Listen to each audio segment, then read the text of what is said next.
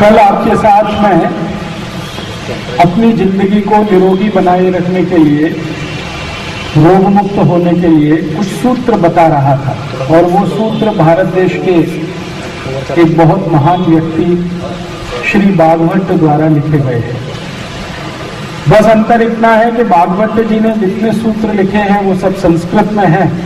मैं आपको उनका हिंदी करके सीधे बात कर रहा था। उन्होंने हमारे जीवन को सुखी बनाने के लिए, निरोगी बनाने के लिए लगभग 7000 सूत्र लिखे हैं, श्लोक के रूप में लिखे हैं। उसमें से मैंने कल आपको 4 सूत्र बताए थे, और वो सूत्र पानी के बारे में है कि हमको हमारे जीवन में भोजन के तत्काल बाद पानी नहीं पीना चाहिए। वो पहला सूत्र। पानी अगर पीना है तो लगभग भोजन करने के 1 से 1.5 घंटे के बाद पीना चाहिए। दूसरा सूत्र मैंने बताया था वो ये कि पानी कभी भी एक साथ पूरा नहीं पीना चाहिए, थोड़ा थोड़ा करके, सिप करके पानी पीना चाहिए। जैसे हम चाय पीते हैं, कॉफी पीते हैं, गर्म दूध पीते हैं, ऐसे पानी पीने की बात कही थी। तीसरा सूत्र यह था कि सुबह सुबह जब आप सोकर उठते हैं तो सबसे पहले पानी पीना चाहिए, कम से कम 1.25 लीटर, कम से कम 1.25 लीटर। 1.25 लीटर का मतलब होता है बड़ा गिलास भर के 3। फिर आपकी समस्या हो सकती है कि एक साथ इतना पानी पीना मुश्किल है, तो मैंने आपसे ये कहा था कि आप 1 गिलास से पीना शुरू करें, धीरे धीरे 2 करें, फिर 3 तक जाएं, और उसको नियमित रूप से अपने जीवन का हिस्सा बनाएं। इसी सूत्र को मैंने दूसरे तरीके से ये कहा था कि आपका दिन शुरू होना चाहिए पानी से।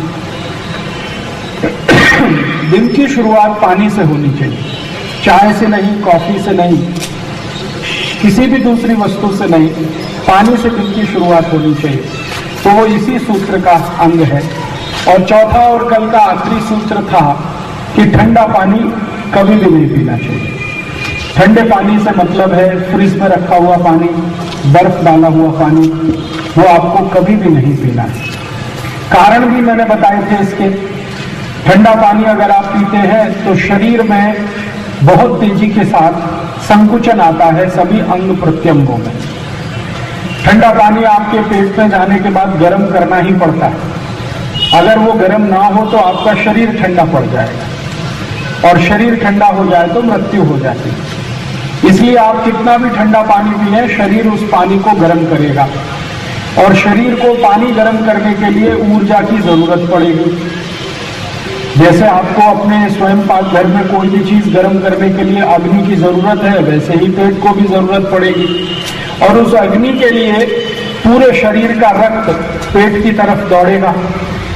वो रक्त जाना चाहिए शरीर के अलग अलग अंगों में, लेकिन वो पूरा का पूरा पेट में इकट्ठा हुआ तो बाकी अंगों को रक्त की कमी आएगी, और जितनी देर रक्त की कमी आएगी उतनी देर उन अंगों की अपनी शक्ति कम होती चली जाएगी, और धीरे धीरे वो अंग आपके खराब होते जाएंगे।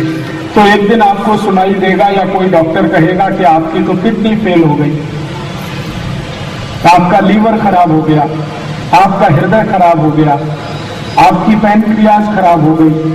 तो ये सब आपको सुनने को मिलेगा, तब ध्यान आएगा कि आपने कौन सी ऐसी गलती की जो आपकी किडनी फेल हो गई।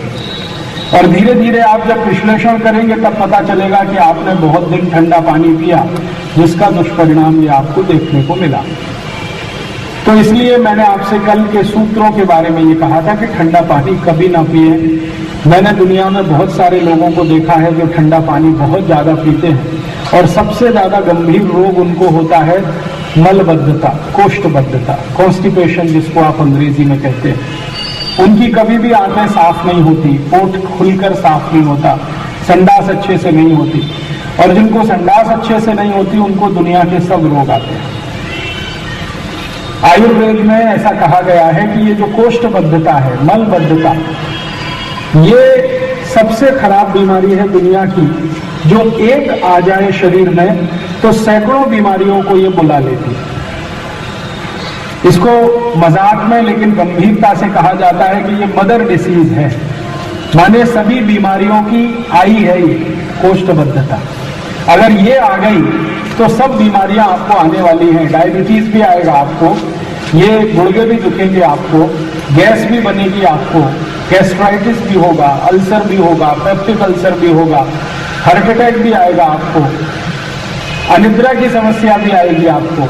तो एक छोटी सी बीमारी आपके शरीर में आए तो सैकड़ों बीमारियां आए। इसलिए कल मैंने कहा था कि सबसे गंभीर बात आयुर्वेद चिकित्सा की वो ये कि ठंडा पानी कभी ना पिए। पानी हमेशा इतना गर्म पिए जितना आपका शरीर बर्दाश्त करता है। हम अपने शरीर को अगर नाप के देखें तापमान के रूप में, तो शरीर का सामान्य तापमान 37 डिग्री सेंटीग्रेड के आसपास होता है। तो आयुर्वेद की व्यवस्था ये है, नियम ये है कि 37 डिग्री सेंटीग्रेड जितना गर्म आपका शरीर है, कम से कम इतना गर्म पानी तो जरूर पिए। लेकिन गर्मियों के दिन में जो आजकल चल रहा है, मिट्टी के घड़े का पानी आप पी सकते हैं, माटले का पानी पी सकते हैं, क्योंकि मिट्टी के घड़े में रखा हुआ पानी ठंडा नहीं माना जाता। जो सामान्य तापमान होता है लगभग उससे 1 या 2 डिग्री ही कम होता है। लेकिन रेफ्रिजरेटर का जो पानी है और बर्फ का जो पानी है, इसका तापमान तो बहुत कम होता है। रेफ्रिजरेटर में पानी रखा है तो उसका तापमान 4 डिग्री 5 डिग्री के आसपास पहुंच जाता है, जो शरीर से बहुत ही कम है। इसलिए फ्रिज का पानी, बर्फ डाला हुआ पानी बिल्कुल निषिद्ध है आयुर्वेद में। पानी को सिप करके पीने की बात मैंने आपसे कही थी, उसका कारण भी मैंने कल समझाया था, फिर से बता देता हूं कि मुंह में हमेशा लार बनती है और ये 24 तास बनती है, ये कभी भी बंद नहीं होती। कभी ज्यादा या कभी कम हो सकती है। जब आप सो जाते हैं रात को तो ये मुंह की लार बनना थोड़ी कम हो जाती है, बंद कभी भी नहीं होती। अब ये मुंह में जो लार बनती है ये सतत पेट में अंदर जाए तो आपके लिए बहुत उपयोगी है। कारण क्या है? ये जो लार है ये क्षारीय होती है और पेट में अम्ल बनता है, तो अम्ल और क्षार दोनों मिल जाएं तो ये न्यूट्रल हो जाता है। विज्ञान की भाषा में कहते हैं कि अम्ल और क्षार मिलता है तो लवण बन जाता है। तो आपके मुंह की लार सतत पेट में जाए, अम्ल के साथ मिले, तो आपका पेट जो है सामान्य हो जाए, न्यूट्रल हो जाए, ना वो क्षारीय रहे ना अम्लीय बने। इस दृष्टि से इस लार का पेट में जाना बहुत आवश्यक है। आपने कई बार ये देखा होगा कि दुनिया में बहुत सारे जानवर हैं जिनको कभी चोट लग जाए, उनको कभी तकलीफ हो जाए तो वो चाट चाट के अपने को ठीक कर लेते हैं। चाटने में क्या है? जीभ पर बनने वाली लार है, उसमें सभी तरह के औषधीय तत्व हैं, मनुष्य में भी और जानवरों में। तो इसमें इतनी ज्यादा औषधीय है लार में कि ये सबसे ज्यादा कीमती मानी जाती है शरीर के लिए। इसलिए इसका एक कण भी खराब ना हो, इस दृष्टि से ये बार बार अंदर जाए, इसके लिए पानी हमेशा थोड़ा थोड़ा करके पीना, घूंट घूंट भर के पीना, ताकि ये पर्याप्त मात्रा में अंदर जाए। तो ये एक नियम था। और बाकी के 2 नियम थे कि खाने के बाद कभी भी आप पानी ना पिए, पानी हमेशा 1-1.5 घंटे के बाद पिए, क्योंकि खाना खाते ही आपके शरीर में, पोट में अग्नि प्रदीप्त होती है जो भोजन का पाचन करती है। ये अग्नि का पानी से दुश्मनी है। अगर आपने भोजन किया, तुरंत अग्नि प्रदीप्त हुई और पीछे से गटगट गटगट पानी पी लिया तो अग्नि शांत हो जाएगी। अग्नि शांत होगी तो भोजन का पाचन नहीं होगा, और भोजन का पाचन नहीं होगा तो वो सड़ेगा, और सड़ा हुआ भोजन सैकड़ों रोग पैदा करेगा। मैंने कल आपको इसका एक सरल उदाहरण दिया था कि स्वयं पाक घर में अगर अग्नि ना हो तो कोई भी भोजन नहीं बना सकते आप। आपके पास चावल है बहुत अच्छी क्वालिटी का, दूध भी है बहुत अच्छा, लेकिन अग्नि नहीं है तो खीर नहीं बनाएंगे आप, बन ही नहीं सकते। चावल है, पानी भी है, अग्नि नहीं है तो भात नहीं बनेगा। दाल है और पानी है और सब तरह के अच्छे मसाले हैं, लेकिन अग्नि नहीं है तो दाल नहीं पकेगी। ऐसे ही पेट के अंदर अगर अग्नि नहीं है तो कुछ भी नहीं पचेगा। कितना भी अच्छा भोजन करिए, अगर अग्नि तत्व नहीं है तो भोजन कभी नहीं पचेगा। तो अच्छा भोजन करना महत्वपूर्ण नहीं है, अच्छे भोजन को पचाना बहुत महत्वपूर्ण है। तो ये अग्नि तत्व बराबर आपके शरीर में काम करता रहे, इस दृष्टि से भोजन के तत्काल बाद पानी नहीं पीना ही अच्छा होता है, ताकि अग्नि अपना काम करे। 1 से 1.5 घंटे के बाद आप चाहें उतना पानी पी सकते हैं। ये छोटे छोटे 4 सूत्र मैंने आपको कल बताए। अब इन 4 सूत्रों के बारे में आपके मन में कुछ शंकाएं हो सकती हैं, कुछ प्रश्न हो सकते हैं, तो वो अभी आप 5-7 मिनट में 10 मिनट में पूछ लीजिए, तो आगे के 10 सूत्र मैं आज और बताने वाला हूं।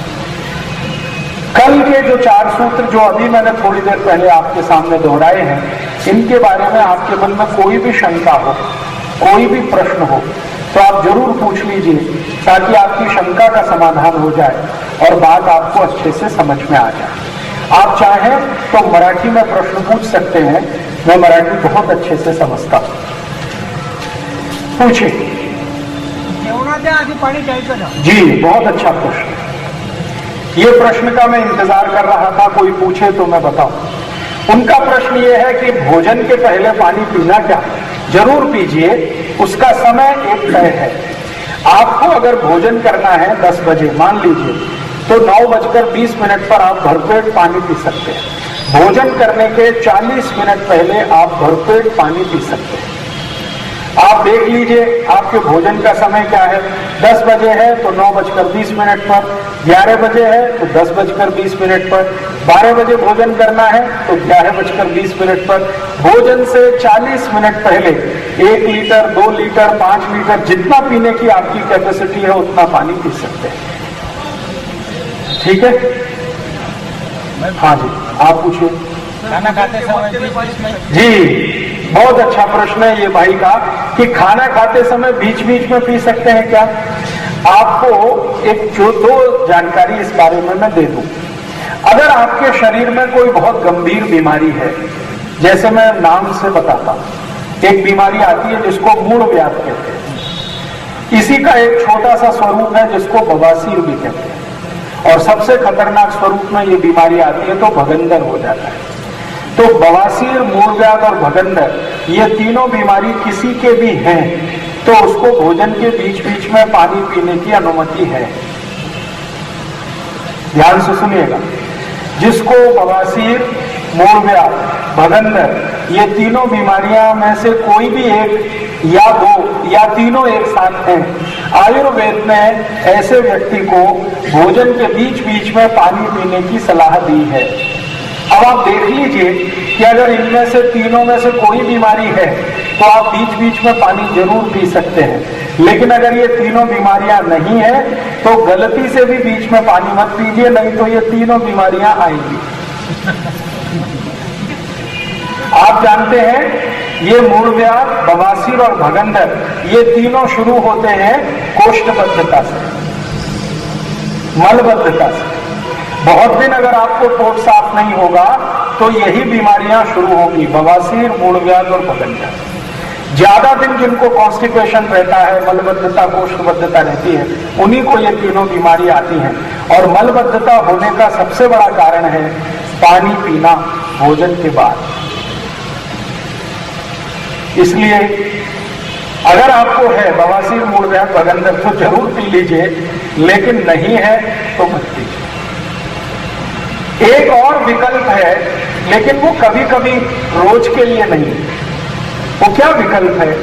अगर आप भोजन में एक से ज्यादा अन्न खा रहे हैं, एक से ज्यादा अन्न खा रहे हैं मतलब ज्वारी की भाकरी भी खा रहे हैं और भात भी खा रहे हैं, 2 अलग अलग अन्न हैं। आप गेहूं की रोटी भी खा रहे हैं और भात भी खा रहे हैं, तो गेहूं और भात माने चावल 2 अलग अलग अन्न हैं। तो आयुर्वेद ने ये कहा है कि कहीं विशेष परिस्थिति में एक से ज्यादा अन्न खाने वाले लोगों को बीच में पानी पीना चलता है, लेकिन कब एक अन्न की समाप्ति आपने की और दूसरा शुरू करने वाले हैं, दोनों के जंक्शन पॉइंट पे, मतलब ज्वारी की भाकरी तो खा ली, अब आप भात खाना शुरू कर रहे हैं, तो भाकरी खाने के तुरंत बाद और भात खाने से पहले 1 घूंट पानी पी सकते हैं। गेहूं की रोटी खा ली, अब भात खाने की तैयारी कर रहे हैं, तो गेहूं की रोटी खाने के बाद और भात खाने से पहले 1 घूंट पानी पी सकते हैं। लेकिन ज्यादा पीने की इच्छा हो तो ऐसा हो सकता है, तो आयुर्वेद में उसके लिए बात ये कही है कि आप घर में जो दाल बनाते हैं, दाल, उसमें जास्ती पानी डालिए और दाल का पानी पीते हैं। आपको सादा पानी पीने से निषिद्ध किया है आयुर्वेद ने, लेकिन दाल के ऊपर का पानी आप चाहे उतना पी सकते हैं। तो आप भोजन करने के लिए बैठे हैं और आपको आदत है कि हम तो बिना पानी के तो खा ही नहीं सकते, तो आप पानी दाल का लेके बैठिए। मूंग की दाल बनाइए, पानी जास्ती डालिए, दाल अलग रखिए, पानी गिलास में निकाल के उसको खाने के साथ पीते रहिए।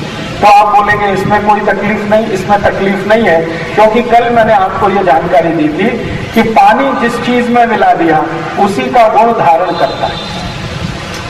दाल का पानी में दाल का गुण है, पानी का नहीं। इसलिए दाल का पानी आप चाहे तो 1 गिलास 2 गिलास भी पी सकते हैं, लेकिन सादा पानी पीने के लिए आयुर्वेद ने मना किया है। दाल का पानी तेजी से लिया तेजी से तो बिल्कुल नहीं पीना, तेजी से कभी भी कोई द्रव नहीं पीना, पानी ही नहीं।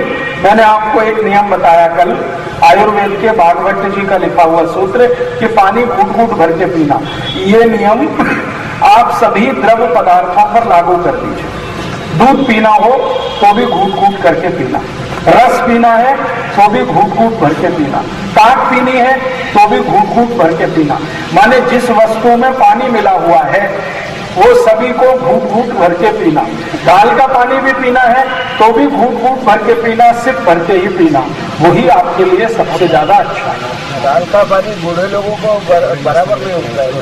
कुछ दाल का पानी, जैसे उड़द की दाल का पानी अगर बूढ़े लोग पिएंगे तो उनको बहुत तकलीफ करेगा, लेकिन वही बूढ़े लोग मूंग की दाल का पानी पिएंगे तो बहुत उनके लिए फायदे कारक होगा। इसी तरह हाँ, मूंग की दाल का, तुअर दाल का, तुअर की दाल का नहीं, मूंग की दाल का पानी सबसे अच्छा है बूढ़े लोगों के लिए। उसके बाद दूसरे नंबर पर जो सबसे अच्छा दाल का पानी है वो मसूर की दाल का पानी। तो बूढ़े लोगों के लिए जिनकी उम्र 70 वर्ष के ऊपर हो गई है, वो कितनी भी ऊपर हो, उनको अगर पानी ज्यादा पीने की जरूरत पड़े तो मूंग की दाल नंबर 1 और मसूर की दाल नंबर 2। तुअर की दाल जितना कम खाएं उतना अच्छा है, उड़द की तो कभी भी ना खाएं, वही अच्छा है। जूस अगर ठंडा पिया जाए तो? बिल्कुल नहीं, ठंडा जूस कभी भी काम नहीं आएगा। हाँ, एक विकल्प है कि आपको दूध अगर पीना हो तो ठंडा पी सकते हैं, लेकिन कब?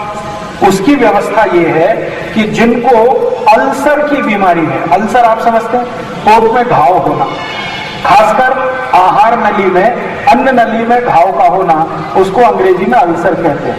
ये अल्सर की बीमारी जिनको है उनको आयुर्वेद ने नियम बनाया है कि वो ठंडा दूध पी सकते हैं, अल्सर है तो। और अगर नहीं है तो कुछ भी ठंडी चीज पीने की अनुमति नहीं। साधारण तापमान पे गर्म की हुई चीजें ही शरीर के लिए उपयोगी होती हैं। अल्सर को छाछ नहीं चलती? अल्सर को छाछ कभी कभी एक परिस्थिति में नहीं चलती, जब अल्सर पैप्टिक अल्सर में बदल जाए तो छाछ उसके लिए जहर जैसी हो जाती है, बिल्कुल जहर हो जाती है। एक डॉक्टर ने अल्सर के लिए छाछ बताया था। हाँ, लेकिन वो छाछ कैसी? ट्रीटमेंट की हुई। ट्रीटमेंट समझते हैं? मैं इसका हिंदी करके या मराठी, माने उस पर कोई उपचार करके छाछ पीना, उपचार किया हुआ। जैसे उपचार कैसा? उसमें जीरा डाला गया हो, काला नमक डाला गया हो, सेंधा नमक डाला गया हो, ये उपचार करना हुआ। इसी तरह से छाछ को गर्म किया गया हो, ये उपचार करना हुआ।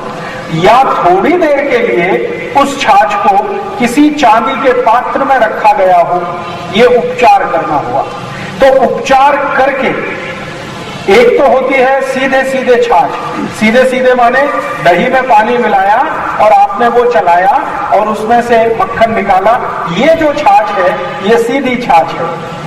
इसके बाद इस पर उपचार करना तो इसमें सेंधा नमक मिला दिया, काला नमक मिला दिया, जीरा डाल दिया, बघार कर दिया, चांदी के पात्र में थोड़ी देर रख दिया, इस तरह का उपचार करके ली गई छाछ। ये मैं आपको कल नहीं परसों बताने वाला हूं। बीमारी के हिसाब से क्या करना है क्या नहीं करना है ये आज का विषय छोड़िए, इसको परसों मैं बताने वाला हूं। अभी तो आप वो सवाल पूछिए जो विषय कल से हमने शुरू किया है और आज मैंने आपके सामने फिर से रखा है। पानी के बारे में 4 सूत्र जो कल मैंने बताए हैं, इनके बारे में पूछ लीजिए, जल्दी से पूछ लीजिए, ताकि आगे 10 सूत्र मुझे आज बताने हैं आपको। सुबह के पानी में नींबू डाल के पिया तो अच्छा। सुबह जरूर पी सकते हैं, लेकिन आपके शरीर में कोई तकलीफ है तो ये नियम नींबू डालकर पानी पीने का उनके लिए है जिनको कफ की वृद्धि बहुत हो गई। कफ की वृद्धि हो गई मतलब वजन बहुत बढ़ गया। ये वजन बढ़ना कफ की वृद्धि का निशानी है। मेद बढ़ गया, वजन बढ़ गया, मोटापा हो गया, अब आपको तकलीफ बहुत है, तो आयुर्वेद में एक सूत्र है, श्लोक है कि नींबू डालकर पानी पीना। अगर आपका वजन समान है, सम्यक है, जितना होना चाहिए उतना ही है, तो नींबू डालकर पानी पीने की आपको उतनी आवश्यकता नहीं है। सादा पानी ही आपके लिए बहुत अच्छा है। लेकिन अगर ऐसी परिस्थिति है कि वजन बहुत बढ़ गया है, तो जरूर नींबू डालकर पानी पीजिए। सर जी, इंसान का वजन कम से कम कितना होना चाहिए? हाँ, ये प्रश्न कल पूछे तो अच्छा है। मैं आपसे बार बार कह रहा हूं कि कल के 4 सूत्र जो मैंने बताए हैं, ये आपके दिमाग में बैठ जाए। इस दृष्टि से उससे जुड़े हुए प्रश्न पूछे। कल इस प्रश्न का अपने आप ही उत्तर आने वाला है मेरे व्याख्यान में। सुबह पानी कितना होगा? जी, बहुत अच्छा प्रश्न। मैं इतनी देर से इंतजार कर रहा था कोई ये पूछे। इन्होंने पूछा है, मैंने कल बताया कि सुबह उठते ही पानी पीना चाहिए। अब प्रश्न उन्होंने पूछ लिया कि उठते ही पहले मुंह साफ करना चाहिए तब पानी पिए या बिना मुंह साफ करके पानी पिए। मैंने आपको कल उसका नियम ये बताया था कि ये लार है ना, सतत बनती है।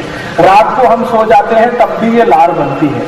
रात भर हम सोए हुए हैं, ये लार अंदर नहीं जाती, इधर उधर जमा हो जाती है।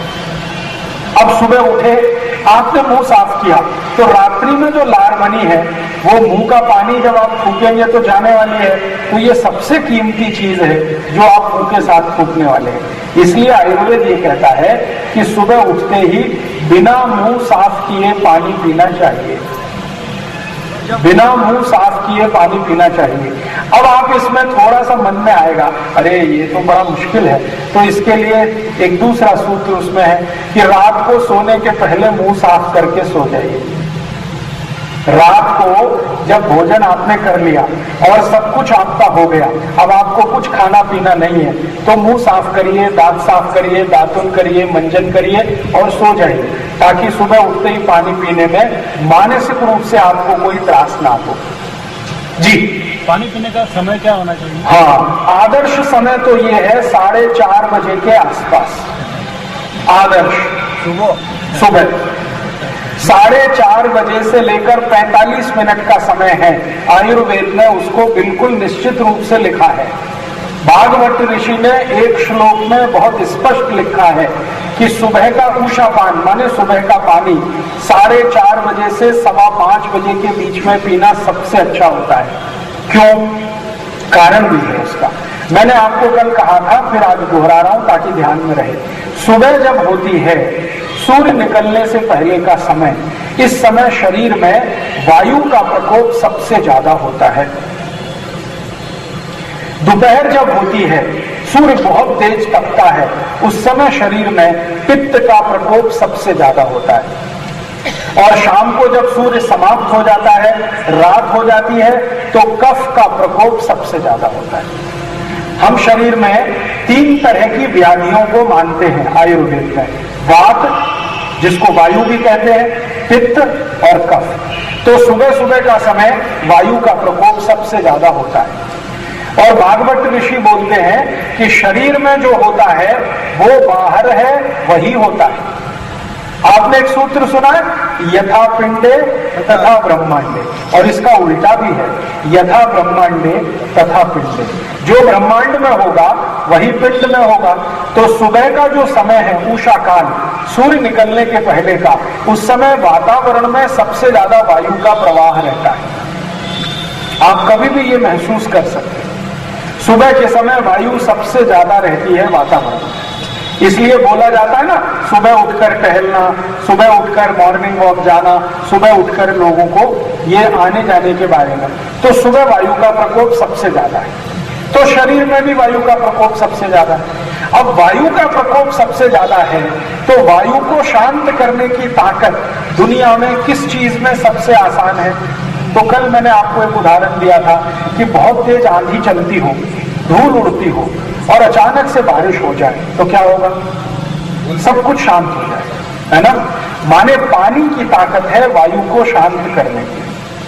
तो आयुर्वेद में भागवत ऋषि ने कहा कि सुबह चूंकि वायु का प्रकोप सबसे ज्यादा है और वो समय है 4:30 बजे से 5:15 बजे का, तो इस समय अगर आप पानी पी लेंगे तो शरीर की वायु शांत रहेगी, और वायु अगर शांत रहेगी तो वायु से उत्पन्न होने वाले लगभग 48 रोग आपकी जिंदगी में कभी भी नहीं आएंगे।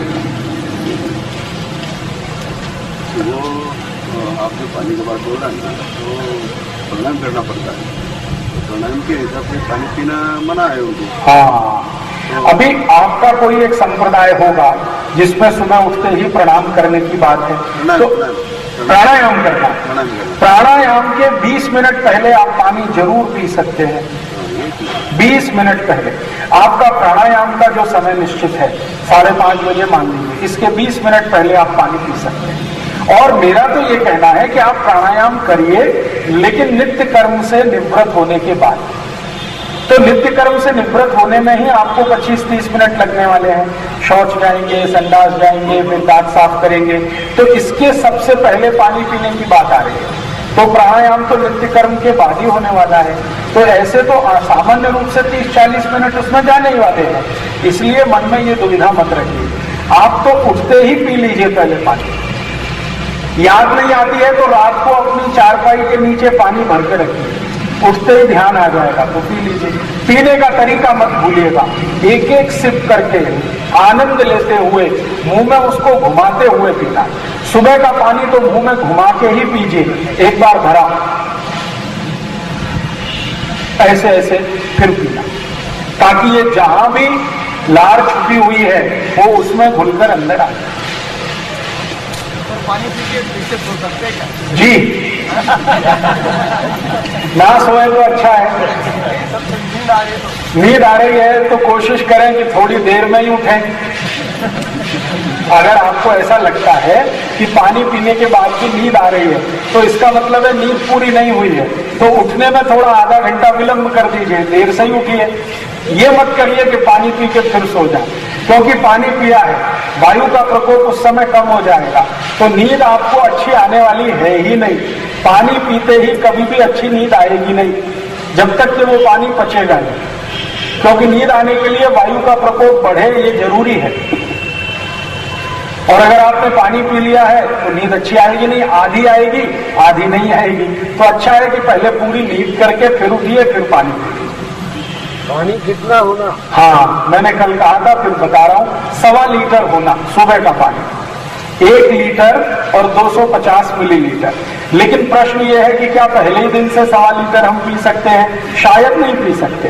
तो पहले दिन 1 गिलास होना, 1 गिलास भी नहीं पी सकते तो आधा गिलास होना, आधे गिलास 4-5 दिन पी के फिर 1 गिलास करना, फिर 4-5 दिन के बाद 1.5 गिलास करना, फिर आप हफ्ते के बाद 2 गिलास, ऐसे बढ़ाते जाना और बढ़ाते बढ़ाते उसको 1.25 लीटर तक ले आना, तो उस समय बिल्कुल परफेक्ट हो।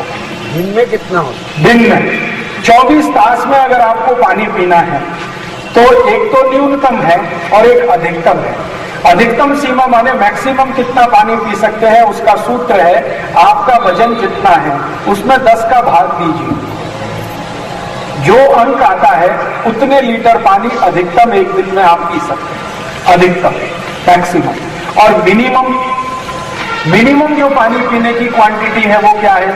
आप एक दिन में जितना भोजन करते हैं, एक दिन में जितना भोजन करते हैं उसमें 10 का गुणा कर दीजिए, उतना मिनिमम पानी पीजिए।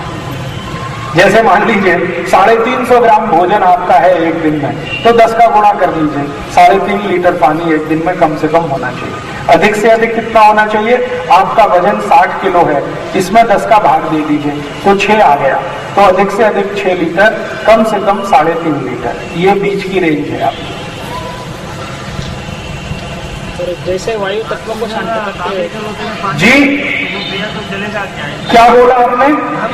तांबे के लोटे में पानी, हाँ, तांबे के लोटे में रखा हुआ पानी पीना चाहिए या नहीं पीना चाहिए, ये तांबे के लोटे में रखा हुआ पानी पीने का नियम उनके लिए है जिनको बहुत तकलीफ है शरीर में ऐसी, जिसके कारण अंदर के शरीर में ताम्र की मात्रा कम हो गई है, उनके लिए ये माने हमको ऐसी कोई बीमारी हो गई जिस बीमारी में तांबे की मात्रा, शरीर में तांबा होता है, शरीर में सोना भी होता है, शरीर में चांदी भी है, शरीर में लोहा भी है, ऐसे 18 तत्व हमारे शरीर, और ये सब मिट्टी से आए हैं।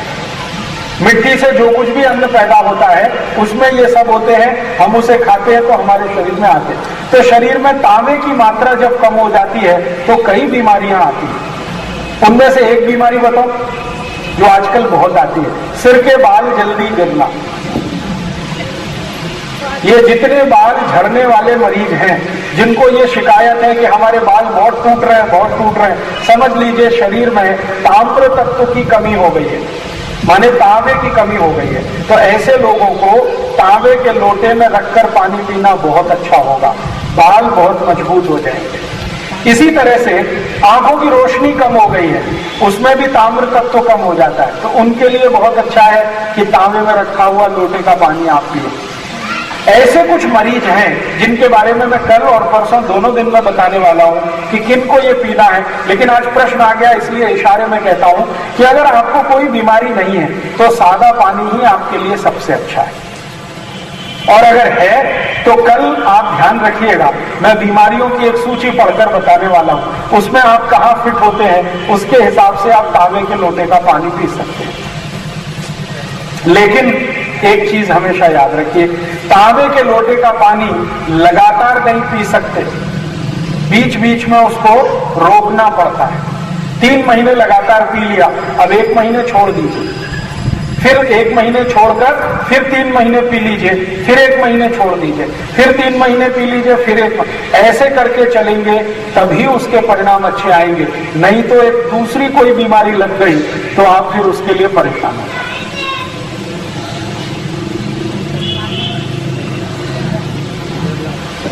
4 सूत्र जो कल और आज बात हुई है, इनमें कोई प्रश्न, कोई शंका, कोई हो गया स्पष्ट है? अच्छा, ये प्रश्न अगर आप नहीं कर रहे हैं और शंका सब आपकी समाधान हो गई। अभी जो बताया कि वायु का प्रकोप जैसे शांत करते हैं वैसा वाटर कितने के लिए, वो कल बताऊंगा, परसों भी बताऊंगा। अभी तो पानी की बात चल रही है इसलिए मैंने थोड़े संदर्भ में कहा। पित्त को कैसे शांत करना, कफ को कैसे शांत करना, वात पित्त को कैसे शांत करना, वात कफ को, ये सब बताने वाला। जलन को कैसे शांत करना वो बताऊंगा, कल बताऊंगा या परसों बताऊंगा। पानी के बाद तुरंत चाय पी सकते? नहीं पी सकते, 40 मिनट बाद। हम ब्रश कर रहा हो तो ब्रश करना हो तो एक कम से कम 20 मिनट बाद। जब कुल्ला करते तो पानी मूवमेंट से बाहर आ जाता है। हाँ, आपने सुबह पानी पिया और पानी पीने के 20 मिनट बाद आप चाहें तो कुल्ला दातुन कर सकते हैं। 40 मिनट बाद कुछ भी खा पी सकते हैं। बाहर आते हैं पानी? जी, बाहर आता है, मूवमेंट होता है पानी। आता है तो आने दो ना, वोमिट कर दो। अगर ऐसा लग रहा है आपको, होगा वो कब? जब आपने शरीर की क्षमता से ज्यादा पानी पी लिया, मैंने 1.25 लीटर बताया, अगर 1.5 लीटर पी लिया तो बाहर आएगा। तो उस स्थिति में उसको निकल जाने दो, रोकना नहीं है। अगर आपको वॉमिटिंग के साथ पानी बाहर आ रहा है पीने के बाद तो कर दो वॉमिटिंग, निकल जाने दो, उसको रोकने की जरूरत नहीं। 1-2 दिन ऐसा होगा, तीसरे दिन से ठीक हो जाएगा। आगे चलें? हाँ मेरे नाश्ता करते जी, तो पानी नहीं पीने, नाश्ता करने के 1 से 1.5 घंटे बाद पीने का। जैसे खाने का नियम वही नाश्ते का नियम, वही रात्रि के भोजन का नियम। भोजन करना हो या नाश्ता करना हो उसके 1.5 घंटे बाद ही पानी पीना है, लेकिन पहले पीना हो तो 40 मिनट पहले पी सकते हैं, चाहे जितना, पेट भर के। जी, नारियल का पानी भी वही नियम है, भोजन के तुरंत बाद नारियल का पानी पी सकते हैं क्योंकि उसमें नारियल का गुण है, पानी का नहीं है। नारियल का पानी माने रस, रस की श्रेणी में आता है। जैसे गन्ने का रस, ऊस का रस भोजन के तुरंत बाद पी सकते हैं, नारियल का पानी भोजन के तुरंत बाद पी सकते हैं, ताक भोजन के तुरंत बाद पी सकते हैं, आम का रस भोजन के तुरंत बाद पी सकते हैं, संतरे का रस, द्राक्ष का रस, कोई भी रस भोजन के तुरंत बाद पी सकते हैं। पानी नहीं पी सकते। और कल मैंने बताया था कि रस में भी पानी है तो भी रस पी सकते हैं, पानी नहीं पी सकते। रस में पानी है, मैंने बताया था कि उसमें पानी का गुण नहीं है, उसमें वो फल का गुण है जिसका वो रस बना है। जैसे नारियल के पानी में पानी का कोई भी गुण नहीं मिलेगा, वो जो भी गुण मिलेगा वो नारियल का है। आम के रस में पानी मिलाया है लेकिन उसमें पानी का कोई भी गुण नहीं मिलता, आम का गुण जितना है वो पानी में मिलेगा जो आम के रस में है। द्राक्ष का रस है, इसमें पानी का कोई गुण नहीं मिलेगा, जो भी मिलेगा वो द्राक्ष का गुण उसमें मिलेगा। ठीक है, आगे बढ़े। सर सोडा धीरे धीरे पीना चाहिए या जल्दी से? भैया सोडा तो पीना ही नहीं चाहिए। सोडा पीना तो बहुत ही खराब है। माने जहर पीना चाहते हैं आप?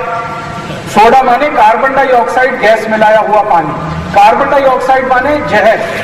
ये शरीर से बाहर निकालने की क्रिया रात दिन शरीर करता है, कार्बन डाइऑक्साइड को बाहर निकालने की।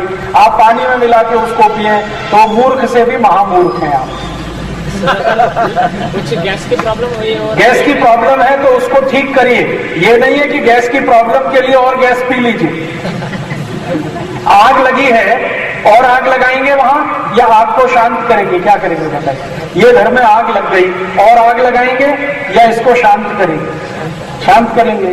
तो और गैस क्यों पी रहे हैं? अगर गैस की प्रॉब्लम है उनको तो बिल्कुल नहीं पीना चाहिए। तो फिर कैसे ठीक होगी ये गैस की प्रॉब्लम? ये मैं कल और परसों बताने वाला हूं। आप चिंता मत करिए, ये विषय आने ही वाला है। एक एक बीमारी से बात करके मैं आपको बताने वाला हूं कि गैस है तो कैसे ठीक करना चाहिए। अभी तो 4 सूत्र बात हुई थी, उस पर कोई प्रश्न हो, शंका हो, जरूर पूछ लीजिए ताकि आप ये कल से करें।